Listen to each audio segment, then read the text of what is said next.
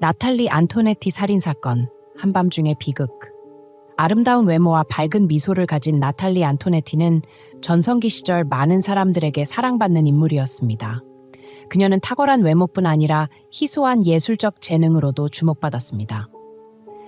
그러나 오늘날 나탈리라는 이름이 언급될 때 사람들은 더 이상 그녀를 재능 있는 예술가로 기억하지 않습니다. 대신 그녀는 끔찍한 살인사건으로 생을 마감한 불운한 여성으로 회자됩니다. 과연 그녀에게 무슨 일이 있었던 걸까요? 지금부터 그 비극적인 이야기를 알아보겠습니다. 나탈리 안토네티 38세의 비극적인 인생 이야기는 고요한 일요일 새벽 미명 속에서 시작되었습니다. 1985년 10월 13일, 그녀는 16세 아들 조니 구디와 절친 수잔 오튼과 함께 미국 텍사스주 오스틴의 한 주택을 공동으로 임대해 생활하고 있었습니다. 비극이 발생하기 전날 밤, 나탈리는 친구들과 함께 툴루즈 클럽 소속 증기선을 타고 흥겨운 밤을 보냈습니다. 수잔의 진술에 따르면 나탈리는 새벽 2시 30분경 피곤하고 술에 취한 상태로 집에 돌아왔습니다. 그녀는 방으로 들어갈 정신조차 없었고 수잔이 방으로 들어가 쉬라는 권유에도 비웃으며 거실 소파에서 곧장 잠이 들었습니다. 수잔은 나탈리가 소파에서 자도록 담요를 덮어주고 자신의 방으로 돌아갔습니다. 약 새벽 4시 40분경 수잔은 목이 말라 부엌 냉장고에서 물을 마시러 내려왔습니다. 이때 그녀는 거실에서 나탈리가 여전히 소파에서 평온하게 자고 있는 모습을 확인했습니다. 하지만 약 1시간 후 수잔은 잠결에 거실에서 이상한 소리가 나는 것을 듣고 깨어났습니다. 그녀는 그 소리가 취한 나탈리의 신음소리라고 생각했지만 갑작스러운 문이 쾅 닫히는 소리에 집안의 정적이 깨졌습니다. 깜짝 놀란 수잔은 서둘러 아래층으로 내려갔고 그곳에서 어둠 속에 웅크리고 앉아 머리를 감싸고 신음하는 나탈리를 발견했습니다. 처음에는 어둠 때문에 그녀가 나탈리인지조차 알아보지 못했지만 가까이 다가가자 그녀의 온몸이 피로 물들어 있음을 확인했습니다. 나탈리의 얼굴에는 고통스러운 표정만이 남아 있었습니다. 충격에 휩싸인 수잔은 덜덜 떨며 열려있던 현관문을 닫고 나탈리의 아들 조니를 깨워 911에 신고했습니다. 구급대가 도착하기 전까지 조니는 울면서 어머니에게 무슨 일이 있었는지, 누가 그녀를 이렇게 만들었는지 물었지만 나탈리는 대답할 수 없었습니다. 그녀는 공포에 질린 눈빛으로 아들을 바라보는 것이 전부였습니다. 구급차가 도착하자 소란스러운 사이렌 소리가 이웃을 깨웠고 수잔은 혼란해서 잠시 깨어난 듯 했습니다. 의료진은 나탈리를 들것에 실어 병원으로 이송했습니다. 그 순간 조니는 어머니에게 마지막으로 키스를 요구했고 나탈리는 아들의 이마에 키스를 남긴 뒤 깊은 혼수 상태에 빠졌습니다. 나탈리는 병원에서 18일간의 사투 끝에 사망했습니다. 경찰은 즉각 이 끔찍한 살인사건에 대한 수사에 착수했지만 현장에는 유의미한 단서가 전혀 남아있지 않았습니다.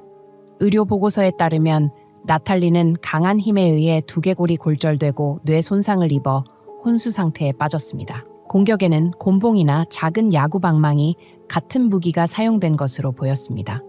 그러나 이상하게도 피해자인 나탈리에게는 저항한 흔적이 전혀 없었습니다. 나탈리는 성폭행을 당하지 않았으며 방어흔도 발견되지 않았습니다. 이에 경찰은 이번 사건이 고의적으로 자행된 잔혹한 공격이라고 판단했습니다. 범인은 나탈리를 향한 강한 증오를 가지고 있었던 것으로 보였습니다. 그는 집에 침입해 몇 분 안에 피해자를 무자비하게 폭행한 뒤 신속히 도주했습니다. 경찰이 주목한 또 다른 점은 집 문이 잠겨 있지 않았다는 사실입니다. 외부에서 강제 침입한 흔적이 없어 집의 문이 잠겨 있지 않았거나 나탈리가 직접 문을 열어 범인을 들였을 가능성이 제기되었습니다. 나탈리의 사망 소식이 전해지자 이 사건은 오스틴 전역을 충격에 빠뜨렸습니다. 주민들은 불안에 떨며 사건의 끔찍함에 대해 서로 이야기를 나눴습니다. 피로 물든 현장을 떠올리며 사람들은 범인이 아직 잡히지 않았다는 사실에 공포를 느꼈습니다. 누가 다음 피해자가 될지 알 수 없었기 때문입니다. 나탈리 사건이 발생한 지 한 달이 지나자 경찰은 피해자와 알고 지내던 수십 명을 조사하며 단서를 찾으려 했습니다. 그러나 밤낮으로 노력했음에도 불구하고 누구도 용의자로 보이지 않았습니다.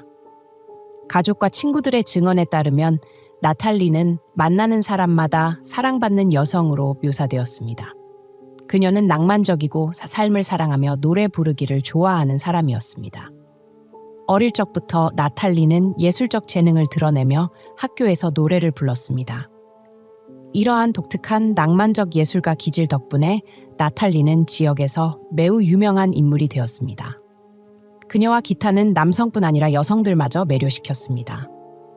하지만 젊은 예술가의 삶은 학창시절 선배와의 사이에서 임신을 하면서 갑작스럽게 방향을 틀게 되었습니다. 당시 남자친구가 책임지기를 거부했음에도 나탈리는 용감하게 아이를 낳아 미혼모가 되기로 결심하고 아들을 훌륭히 키워냈습니다. 수년간의 풍파를 겪으며 나탈리는 여전히 노래에 대한 열정을 추구하며 아들 조니를 사랑 많고 효심 깊은 청년으로 키웠습니다. 나탈리의 이웃들은 그녀를 친근하고 상냥한 사람으로 기억했습니다. 그녀는 종종 파티를 열어 이웃을 초대하거나 그들의 머리를 무료로 손질해주곤 했습니다. 그러나 유의미를 찾지 못한 경찰은 점점 해결의 실마리를 잃어갔습니다.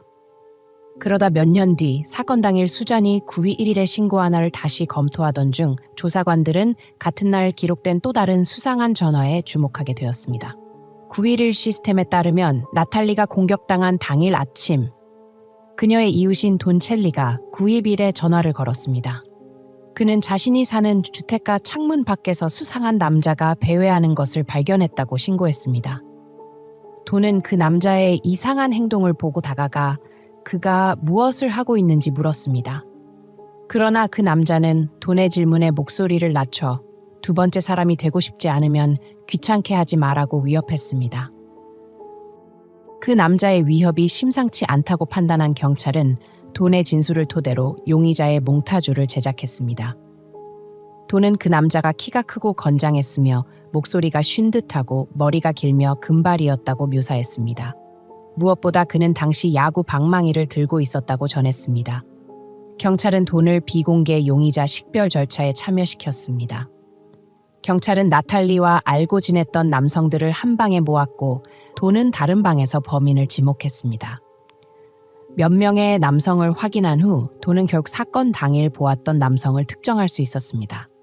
경찰이 찾고 있던 남성의 이름은 존 마틴 오뎀이었습니다.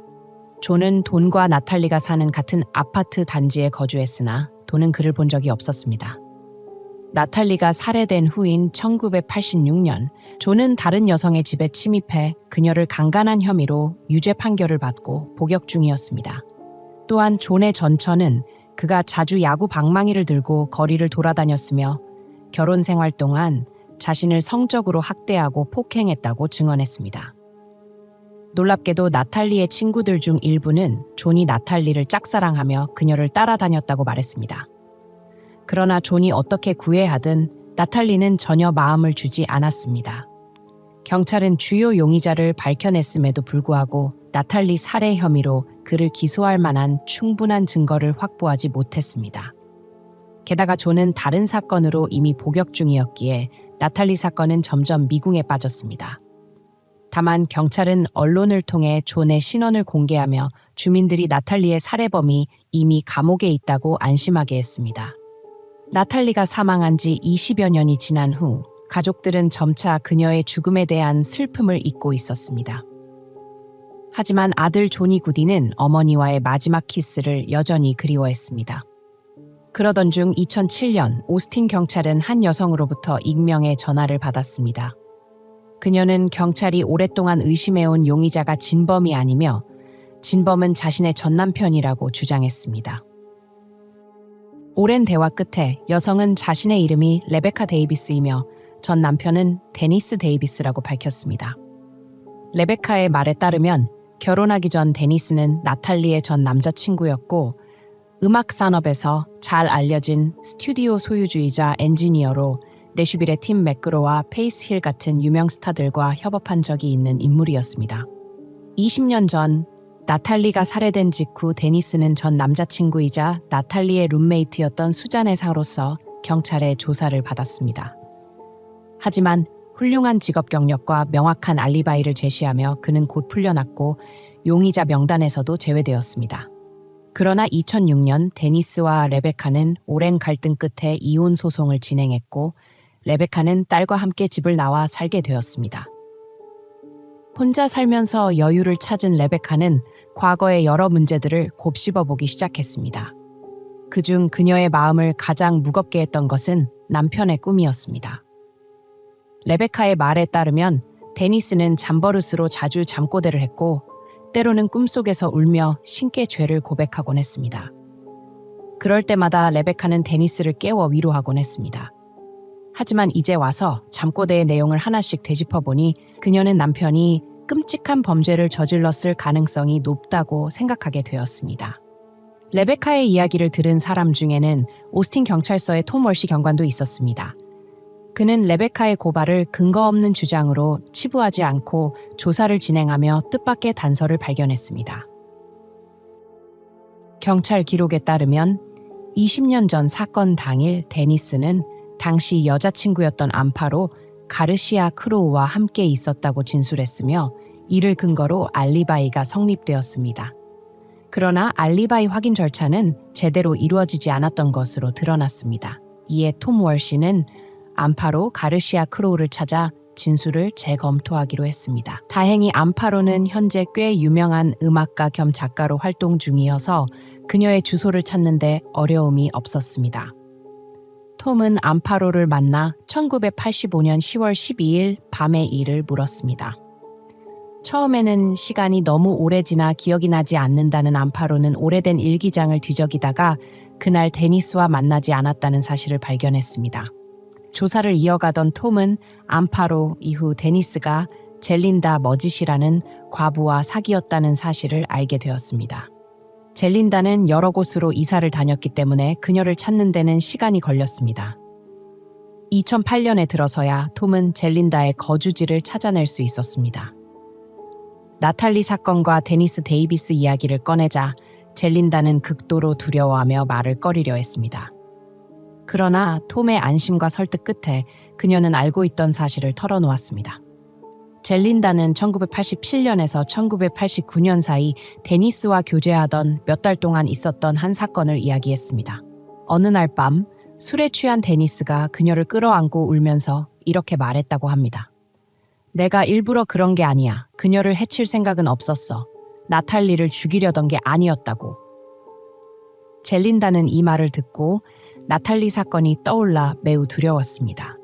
그녀는 데니스가 나탈리의 집 문을 자주 잠그지 않는 습관을 알고 그 허점을 이용해 집에 침입한 것으로 보았습니다.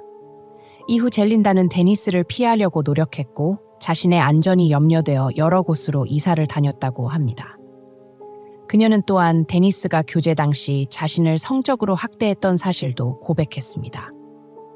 이 강력한 증거를 바탕으로 톰 월시는 오스틴 대법원에 나탈리 사건을 재조사하고 데니스 데이비스를 체포할 것을 요청했습니다.